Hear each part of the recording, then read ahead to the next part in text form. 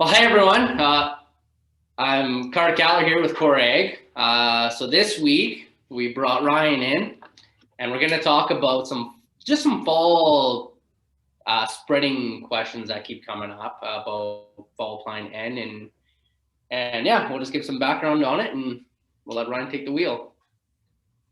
So, I guess kind of one of the questions that comes up pretty common is in general, we have people asking about fall applying N, and at the end of the day, is this a good idea?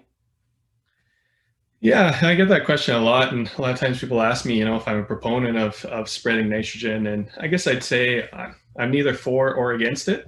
But I guess what I'm definitely against is, when logistics seem to trump agronomy, right? When we have plans that we make and things we want to do, and then the logistics get in the way of that, and just simply we can't implement the plan we want to do, and logistics seem to stop what we want to do. So inevitably with that, one of the places that happens is with fertility planning, right? When we start planning blends, and particularly some of our, more progressive growers who are pushing things harder and really trying to find where their best economic benefit is, and pushing nitrogen rates and fertilizer rates in general, not just nitrogen. Logistics starts to come into play, and the guys just at some point they'll say, I can't put that down with my drill, or if I do that, I'll be filling way too often. We've got to find another way to get that down. And so with that discussion, we get into, can we spread some of our fertilizer? And so I guess the first thing I'd say is, when you talk about pulling product out of the drill and putting it out on the surface, probably the first place you should do that is the sulfur.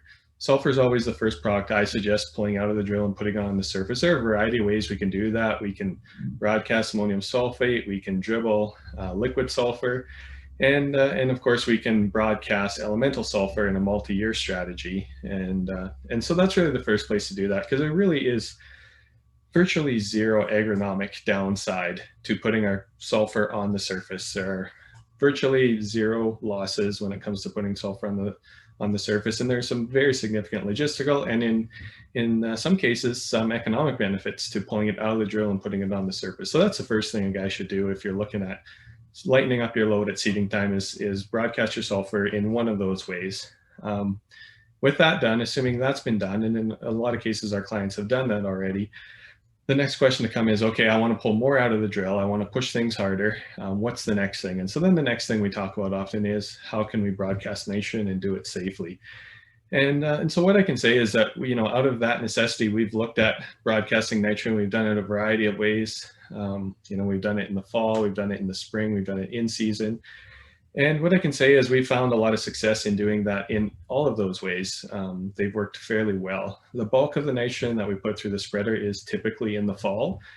And that's for two reasons. One is just logistically, with the exception of 2019, we do find ourselves with more time in the fall. Things aren't as crunched, and there's often equipment more available in the fall after harvest. So that's been the bulk of it. The other benefit to that, especially when we talk about the Regina Plains and the heavy clay, is typically our soil is a lot more forgiving of a pass in the fall versus a pass in season or early in the spring. Typically our soils are drier, and then we have that winter freeze thaw cycle to help break up some of that surface compaction that we get from another layer. And so really, if we can move a pass over the field into the fall on the heavy clay, that's always a benefit. So a majority of our broadcasting has been done in the fall, and what I can say is it's been largely successful. We've really had no big downsides, no big yield losses from it, and we've been tracking it pretty closely with our soil testing program, tissue testing program, and monitoring bushels grown and protein and things like that, where we can track our nitrogen input and nitrogen output pretty closely. And what I've found is when we've kind of dipped our toes in the water with different clients, we usually start small and work our way up until we find kind of the sweet spot of what works best for them logistically. And I can't think of a single customer who's gone down that road and seen any real agronomic downsides to that. And so we haven't had anybody pull back from it. Most guys are often looking at how can we do more and more that way. And so, utilizing some of the tools available to us, we've found quite a bit of success in that program. I guess with that, that's really good info. Thanks for joining today. So yeah, again, anybody who's on, thanks again for listening. But yeah, please feel free to call or text or email me or Nolan.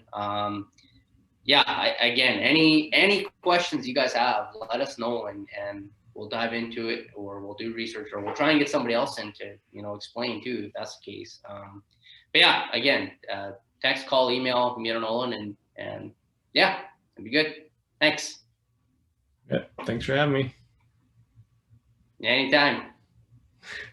You're the best. See if you leave that one That's in. going in there. Trying to figure out how to stop recording.